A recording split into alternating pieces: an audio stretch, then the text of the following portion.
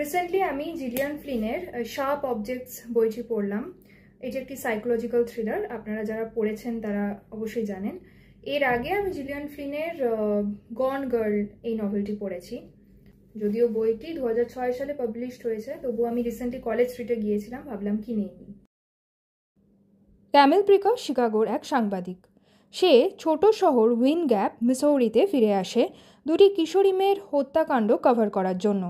শহরটি তার আবার জন্মস্থান এবং এখানে তার জটিল কিছু পারিবারিক ইতিহাসও আছে। উইন গ্যাপে ফেরার পর ক্যামিলের সাথে তার মা অ্যাডোরা এবং তার বোন আম্মা দেখা হয়, এবং ক্যামিলের তখন অনেক শৈশব স্মৃতি ও ট্রমার কথাও মনে পড়ে।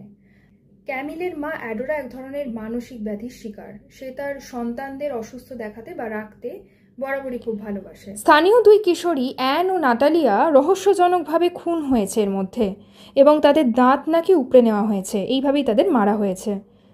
ক্যামিল এই খুনের তদন্তে জড়িয়ে পড়ে এবং ধীরে ধীরে জানতে পারে যে তার নিজের পরিবারই এসব ঘটনার সঙ্গে কোনো না কোনোভাবে যুক্ত।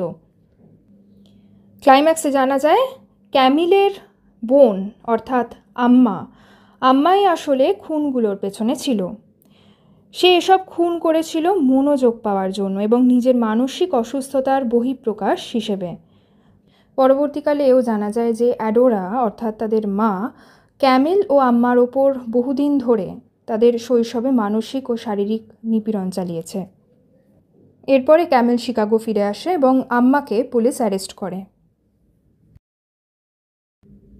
এই নভেলে কিছু কিছু মেটাফরিক্যাল ফ্রেজেস ইউজ করা হয়েছে, যেগুলো পাঠকদের একটু অসুবিধায় ফেলতে পারে।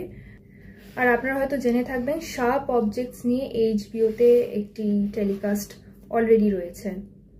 কিছু কিছু লাইন আপনাদের সামনে রিড আউট করার ইচ্ছে হচ্ছে, যেরকম a child wind on poison considers harm a comfort.